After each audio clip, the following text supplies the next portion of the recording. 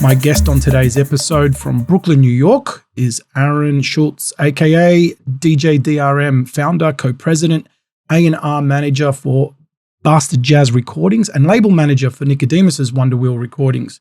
Man of many hats, he's traveled the world playing records as a DJ, also hunting for the finest alternative electronic music, indie and global sounds for two of New York's longest running boutique labels. He's shared the DJ booth with the likes of Q-Tip, Questlove, Quantic, Peanut Butter Wolf, holding residencies across from LA over to DC and New York. He continues to tour the world through Asia, Europe, Middle East, and the US while running these labels. Aaron, you've been responsible for discovering and introducing new music from the likes of Captain Planet, Lord Echo, The Goods, B Bravo, Nick Wisdom, Alsarah The Nubatones, and so much more. Independent record labels have been expected to have been hit hard during COVID-19. However, Bandcamp and other platforms, vinyl sales have risen and vinyl pressing plants are still pressing. Your music palette is clearly defined through your label management and A&R expertise. Your slow, methodical approach to label business growth has proven itself to be a winning strategy. Today, we're going to discuss spiritual practice and meditation with your work and personal life, why COVID-19 has improved sales, expanding on your methods and ethos around both labels, your A&R process, and what are some of the actions and steps you're focusing on right now for the labels. Aaron Schultz, DRM, welcome to Electronic Music Man. I'm really excited to have you here today. I've always been fascinated and interested to learn more about your work ethics and practices, so welcome. Thank you, James. It's great to be here, and I'm excited to dive into these topics with you. Thanks for inviting me. Awesome.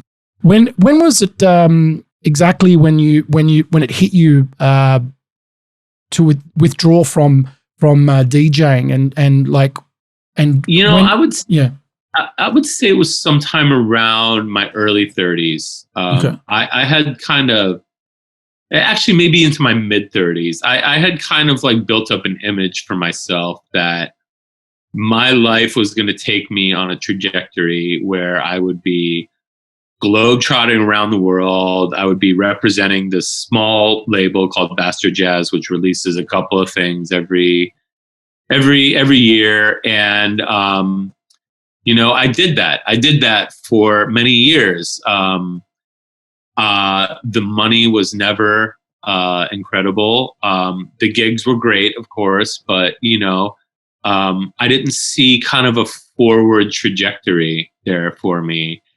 And I also just, you know, kind of just got sick of the lifestyle, just all the booze, all the drugs, just like, you know, really just that party every single night lifestyle, waking up with a huge hangover and like running to the airport and like going to Bratislava, you know, or going to Moscow you know, while there is like glamour in that whole kind of globetrotting DJ thing, a lot of it's a slog.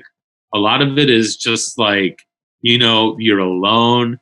You're dragging your shit for the airport. You feel like crap. And, you know, it just hit me kind of one day like, hey, I have this special label that, you know, we have a good amount of fans for.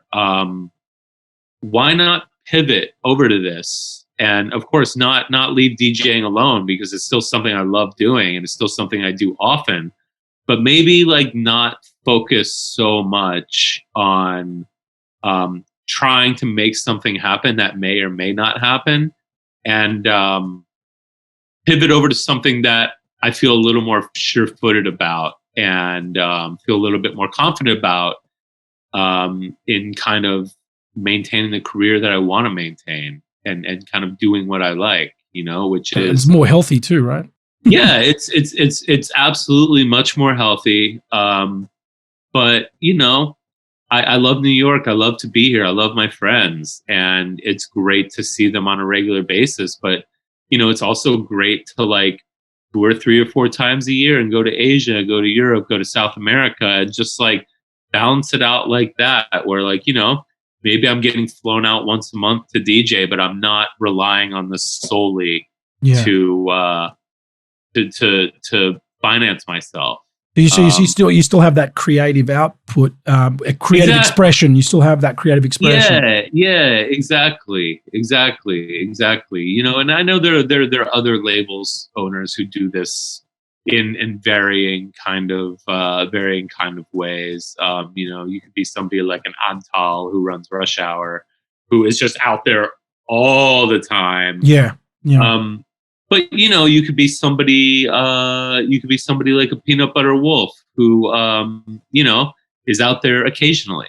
You know, not as out there as much as he used to be. So, you know, I don't even think about that balance anymore. When an opportunity arises for me to DJ, like I'm always happy to take it. And you know, Nicodemus and I tour together quite a bit, and that's been a blessing. Yeah. But yeah, man, my real focus here is on the label, and you know, that's where I want to be, and that's what I'm really good at. Excellent. And would you say that the desire to opt for a healthier sort of balance and healthier lifestyle, and something that was a bit more lucrative on the regular, not having that angst and that struggle, would have been the inspiration? Yeah, a big absolutely. part of it? Yeah. Absolutely. Just like wanting that regular paycheck, you know, wanting that stability. I mean, we all get to a point in our lives, whether it's in our early 30s, mid 30s, or even early 40s, where we're just like, I don't have the stability that I need, and it's time for me to really think about what that stability means and how I can achieve it. So stability was really a driving factor, and lifestyle was really a driving factor as well. Yeah. So was it that transition with the income, like, you know, and the income projection from the label, and try to sustain and try to have it? I mean, obviously it didn't happen overnight where you could have. Yeah. When did you realize, okay, now it's time to keep knocking back the DJ work and go through that shift? Yeah.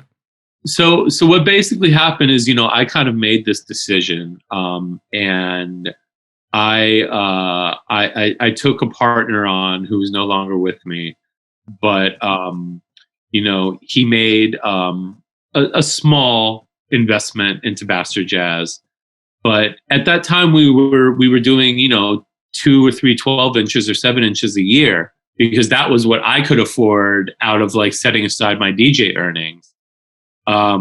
So he made enough of an investment that we were able to put out our first album, which was Captain Planet's first record, Cooking Gumbo. Right. And that record surprised us, and we got a lot of press on it.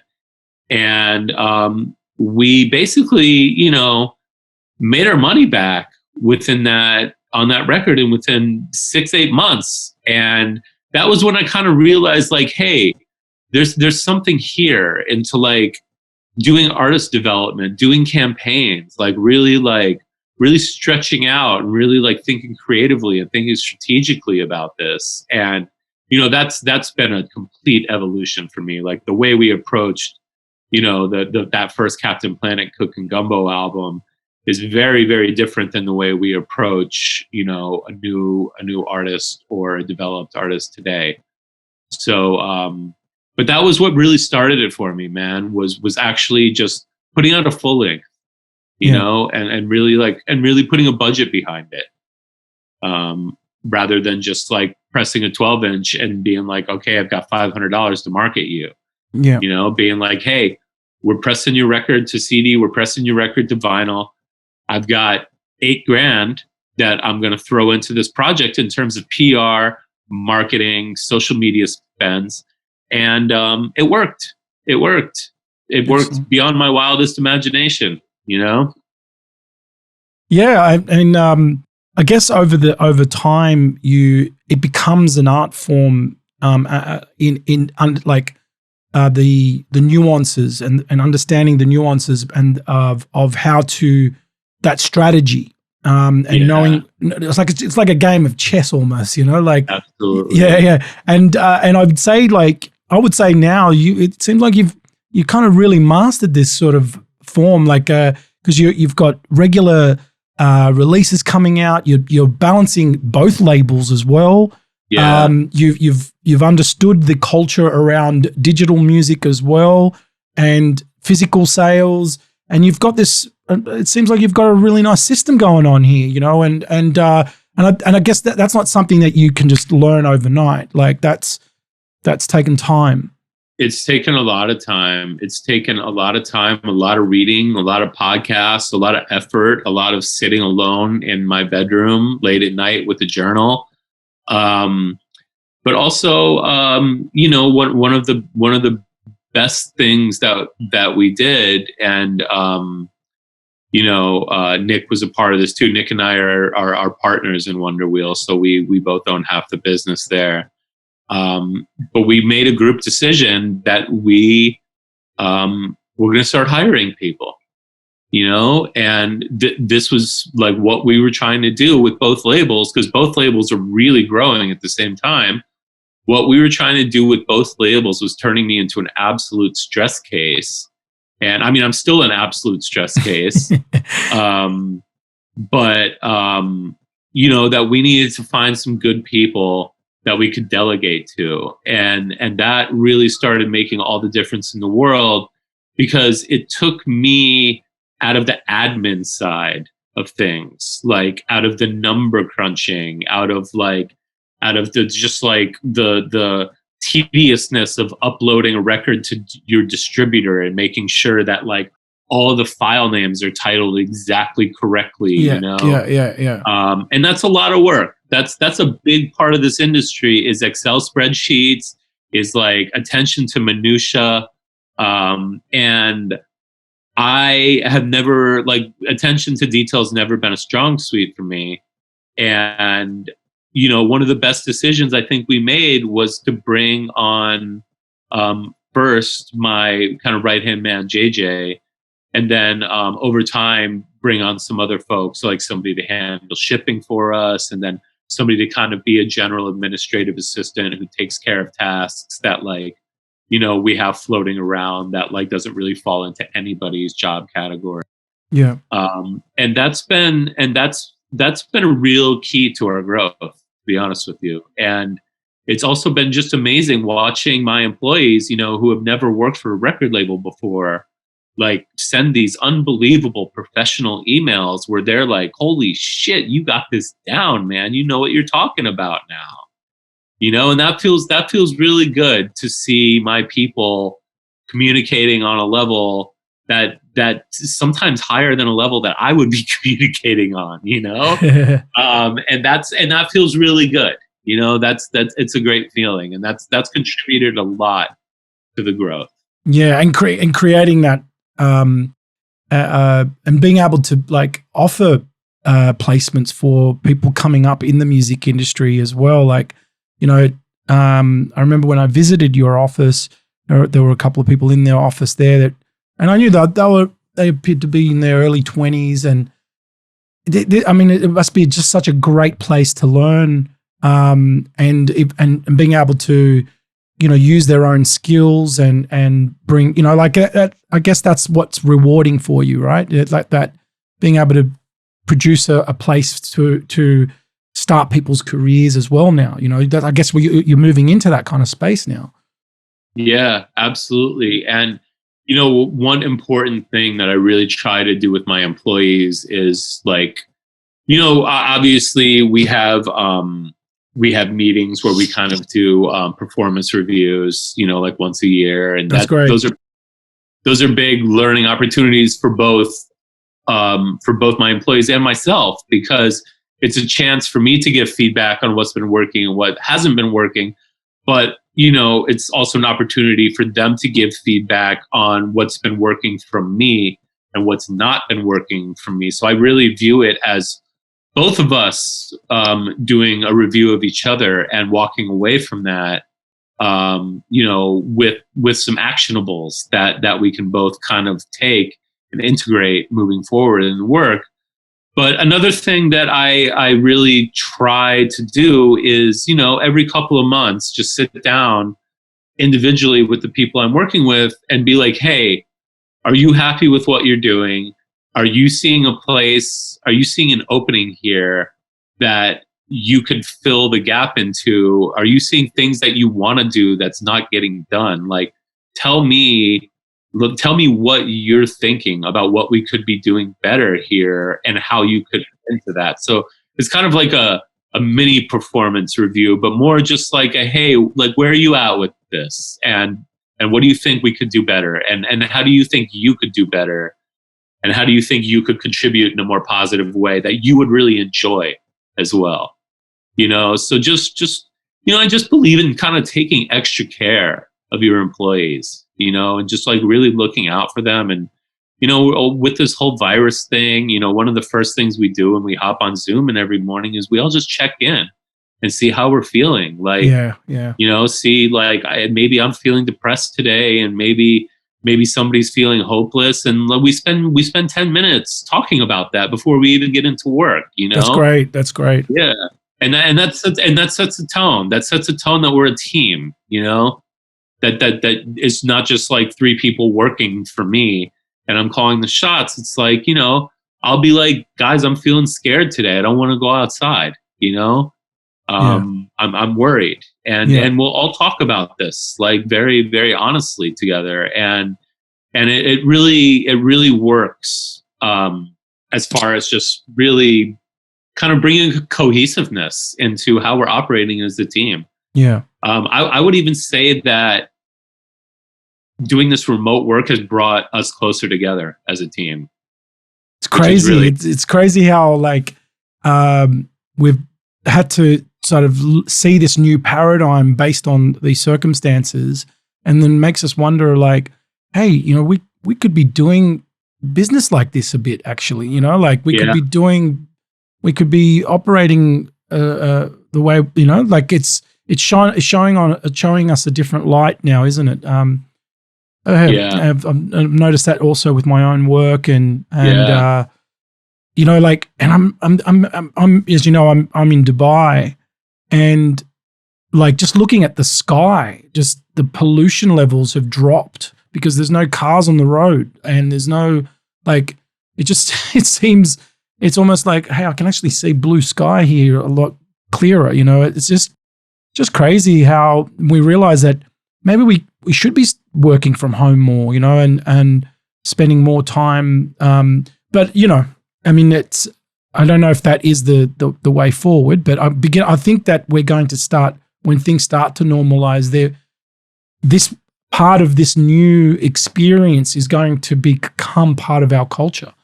I believe that too. And as we see what's going to happen with our economy, it might be time for a lot of offices to give up their physical space and pivot to this kind of remote work. I mean, WordPress is a huge company with a great example. They don't have a space.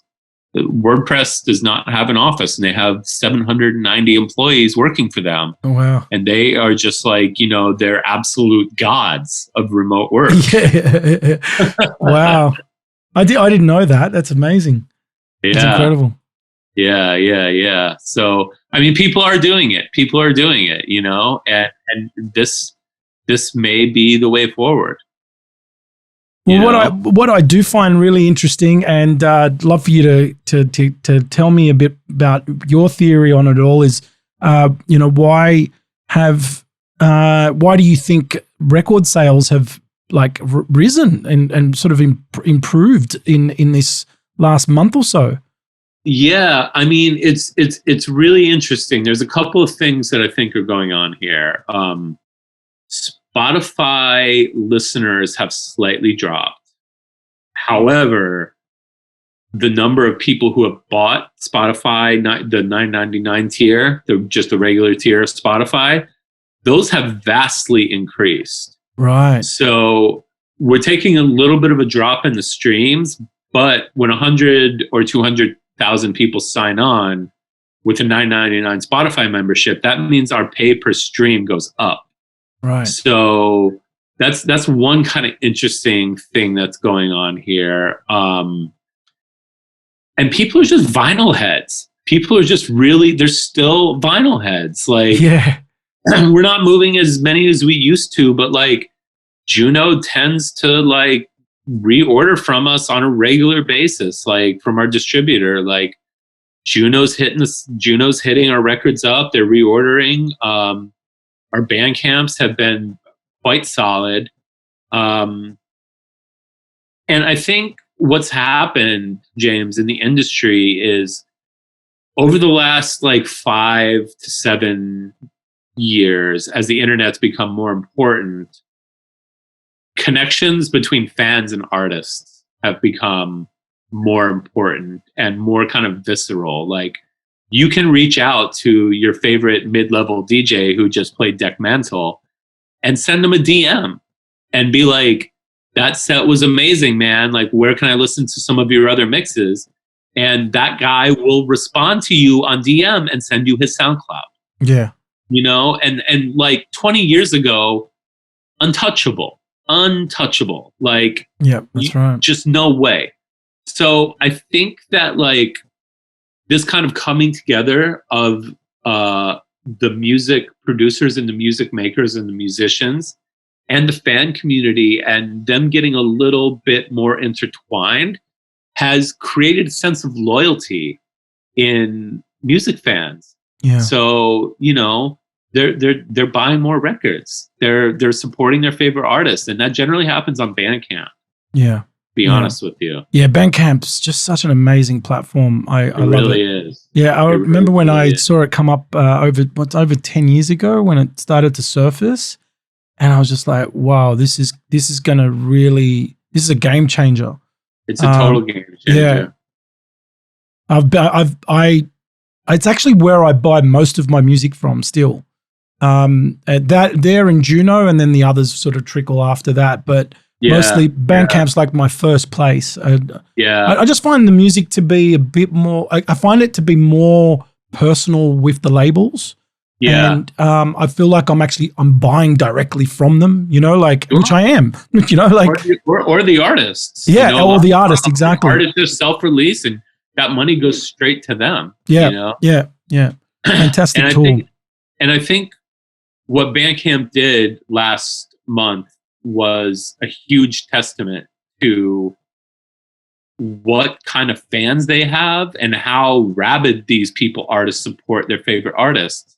You know, Bandcamp waived all their revenue fees for one day. I don't know if you know about Yes, I saw that. Yeah, I saw that. Yeah. And it was the biggest day they've ever had. Wow. It was the biggest day they've ever had in the history of Bandcamp.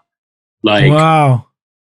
Both Wonderwheel and Bastard Jazz sales, without us doing any promotion on this, 0. We didn't say a word about it. Right. Like, our numbers skyrocketed. Not only that day, but the day after, and the day after, and the day after, and the day after, man. Like, that's fantastic.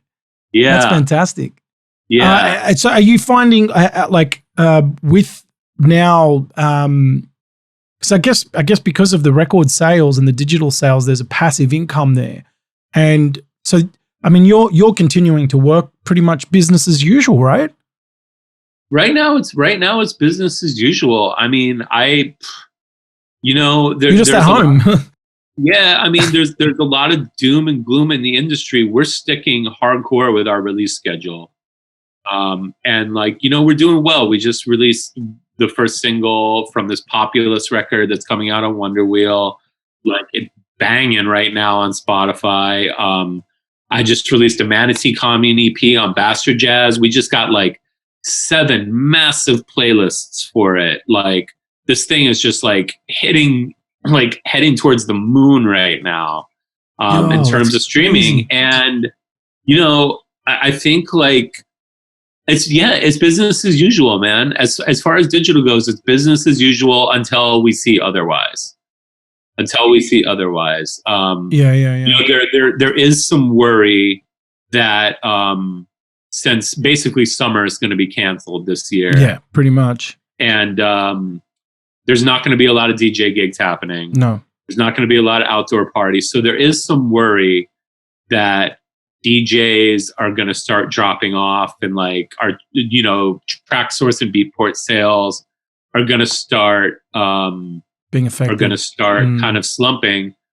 But kind of my perspective on both labels, on both Wonderwheel and Bastard Jazz, is I've tried to move these labels away from being DJ centric only labels, because that only gets you so far. And like my goal is really reaching new listeners, like, you know, and we've been successful at that. Like, no, you know, through streaming, yeah. Yeah, through streaming or buying vinyl, you know, like this is the thing that like non-DJs do now. They buy lots of records and they listen to them at home.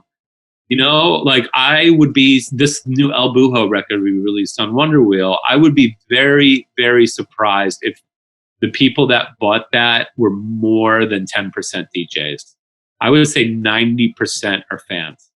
And that's really where I wanted to take both of these labels when we started really getting involved with them, because, you know, I like running a DJ label like Defected and having that amount of success is fantastic. But I never wanted to be a singles label. I never wanted to be an EP label. I wanted to be an artist development label. I wanted to get these guys, have them with us for years, and like, let's make this a team effort and like build and build and build and build and build together, you know, until everybody. Is that the same thing with Wonderwheel? Like a similar kind of approach? Similar approach. Yeah. Similar approach. I mean, we do a little, I mean, both labels still do DJ oriented stuff. For sure. Wonderwheel is in a crossover place where DJs can definitely get into it. But a lot of people who aren't DJs are really feeling this music. So I think Wonderwheel is still more in that crossover with Bastard Jazz. You know, we're doing weird psychedelic lo-fi. You know, our Bastard Jazz's roots are down-tempo music, is Mowax, Ninja Tune, Fork Recordings, like all of these great labels from the 90s.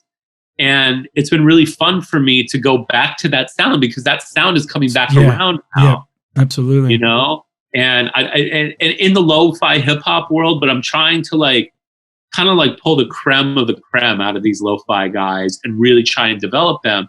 And that's a sound that I love so much, man. And I always have, like, for the last 20 years. So, you know, but we're also, you know, we're doing a lot of funk and we're doing a lot of soul on Bastard Jazz. We're doing some weird left field electronic dance records. We're just, you know, man, my label idol from day one, since I was 15 years old, has been Ninja Tune. Yeah. Like, I respect them so much and what they've been able to do and how they've been able to remain so fucking cool for 25 years and release so many different kinds of records that, like, you couldn't pigeonhole Ninja Tune into one sound. Yeah. But you know it's a Ninja Tune record. Yeah. You know? Yeah. So that's kind of my approach, at least for Bastard Jazz. Well, that's a great model to you know, to work towards, you know, and you use as a source of inspiration. They've been around for so long. Their releases, even those early releases, still a testament. Like, they're still great sounding records today. For sure. Yeah, it's such a great record. So yeah, that leads me to, you know, your A&R process. Maybe you can sort of expand a little bit there. I'm always curious to learn about the kind of things that tick the boxes for you. You know, obviously for the passion and the love, but also for a commercial sense. What are those kind of things? Can you elaborate on that? Jay, you know, when things tick the boxes for me in a commercial sense, and I think, oh my God, I can make a shitload of money on this, I don't. I don't. You know, I don't. It's the least expected ones, is it? I don't trust my commercial instincts, to be honest with you. Right. I don't trust my pop music sensibilities. I don't listen to pop. I don't know about pop. Like, I don't know what works with people. And so, you know, we've had a couple of misfires where I thought like, oh my God, this record is just going to hit with like 19-year-olds and we're going to make a boatload of money on this. And we did okay on it, but like it didn't work out. So I would almost just like set that to the side, man. And where I've really found the most success is with things that just like really resonate with me personally as a music fan. Just like, you know, certain kinds of production, certain kinds of sounds, like certain kinds of songwriting, just things that really catch my ear. And, you know, they can be funky as hell, or they can be like melancholic and very lo-fi, like this Kumail record, this guy from Bombay we just released on Bastard Jazz. Yep. Which is a beautiful, beautiful record. But it's just, you know, it's just what resonates with me, man. And I've learned to just start trusting my gut. I've learned to really not listen to my head and not listen to like the little Monopoly man running in my head. Yeah. Being like, we're going to earn a stack of cash. I'm like listening to my gut and thinking like, this might be a slow roll, but I believe that there's a lot of talent in this artist, and we can make an investment in him, and we might lose the first couple of years, but you know, on year number 3, we're going to be doing well. And that was something that Sam from Ghostly told me that I've always kept with me, is that you got to give people 2 years. You got to give people 2 years from the time where nobody really knows them to the time that they're starting to perform the way you envision performing. And so it's a waiting game, you know?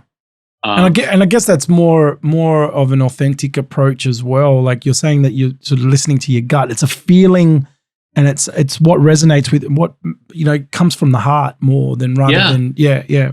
And that's a fantastic way to do it. I think when you operate from that level in anything that you're doing in life, that it's going to come out that way. Like it's going to come coming from a place that's real. Like it's more, you know, more love.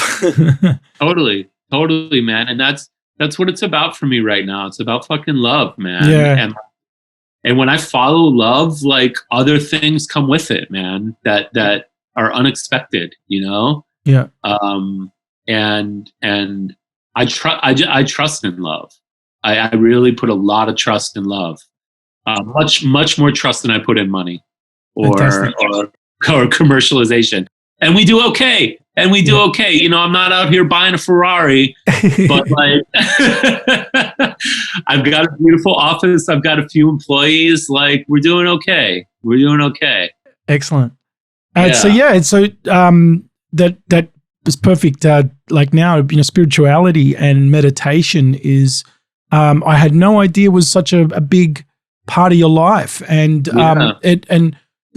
tell me more about that. Like with your work, when did you discover meditation, and when was it something that you started to bring into your life and your practice? So it's interesting, man. It kind of correlates in between the time that I realized DJing was not going to work out for me. Right.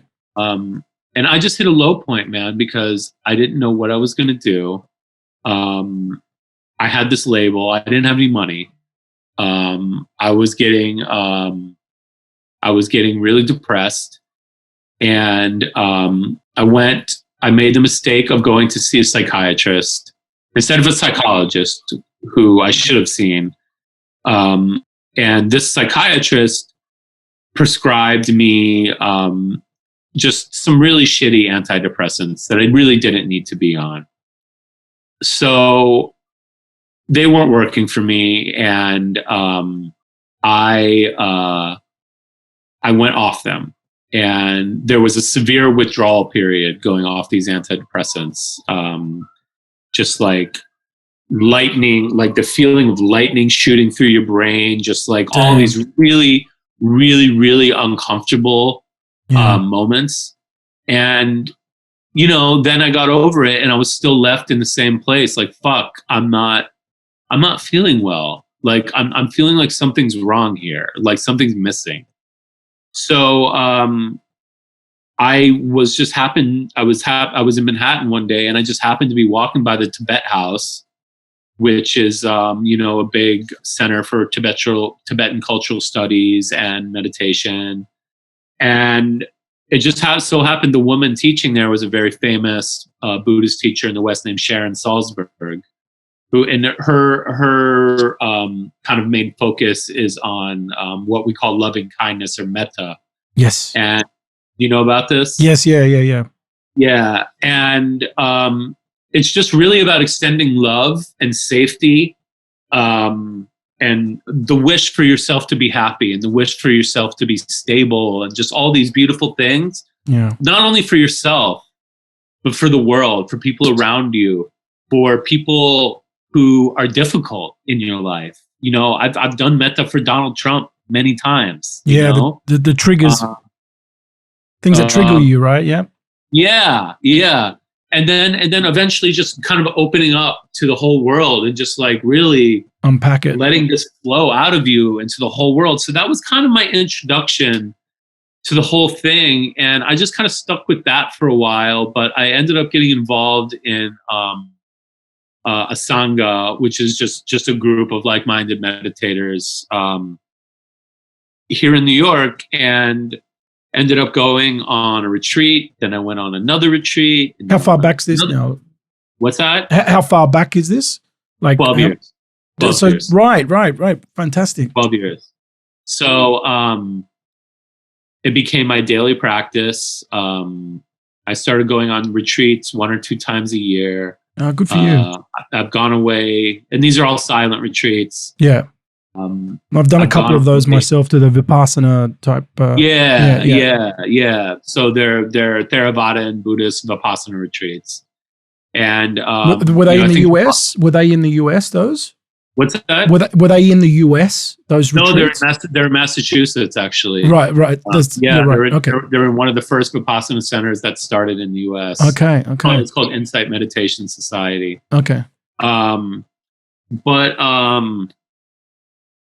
Yeah, that's been going on for years, and like, you know, the longest I've done is 3 weeks.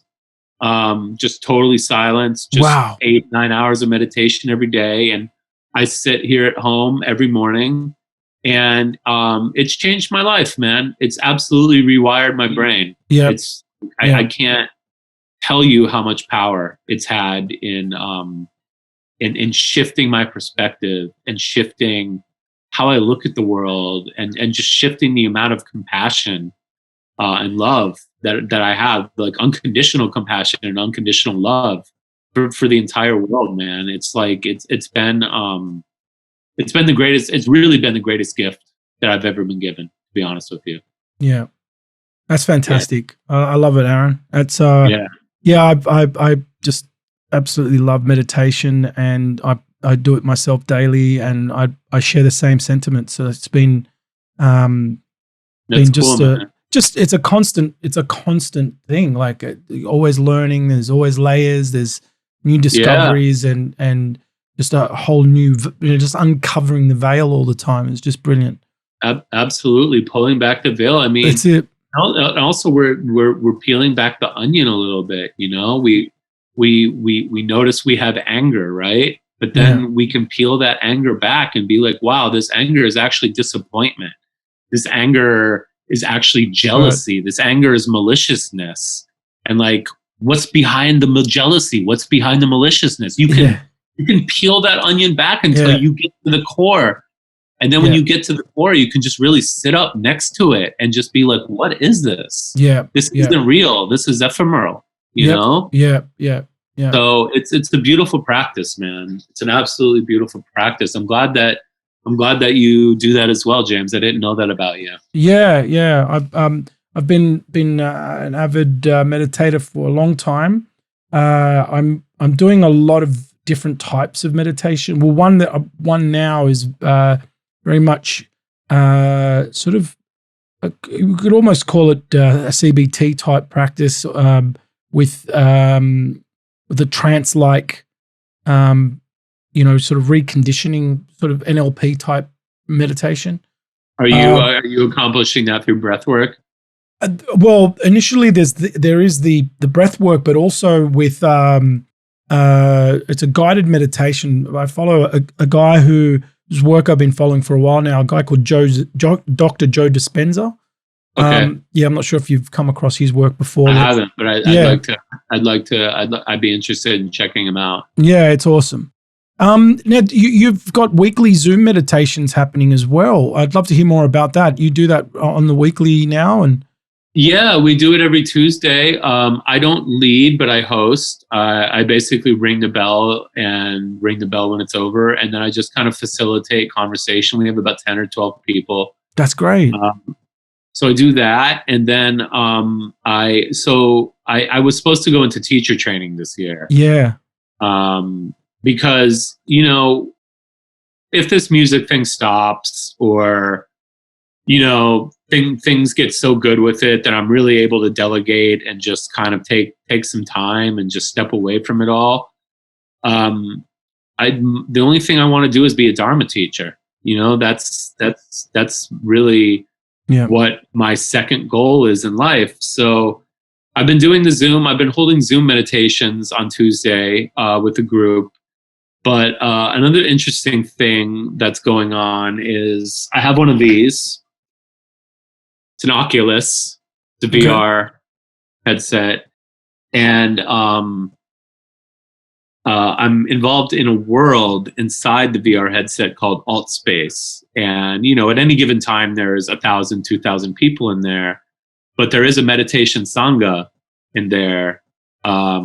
And I've become a leader inside of this kind of virtual reality meditation world, where like they built this amazing world for me, where it's a Tibetan Buddhist temple on top of a mountain with prayer flags. Yo, like, this is great. And then you walk inside these cloths with the wheel on them, into this beautiful meditation room with the Buddha and with green Tara and white Tara on either side. Wow. And I stand there in front of these Buddhas, and there's 30, 40 people in the room, and I guide them all through a meditation. Like, I lead the meditation, and I do that every Wednesday at 5:00. And is this is other people joined in on this experience, like with you? There's like 30, 40 people with you in this room, or is this a design thing? I mean, I think the rooms are capped at 40. Oh man. So I'm meeting. That's next level, man. No, it's the future. It's the future, man. I've never heard of this before. This is fantastic. Yeah, wow.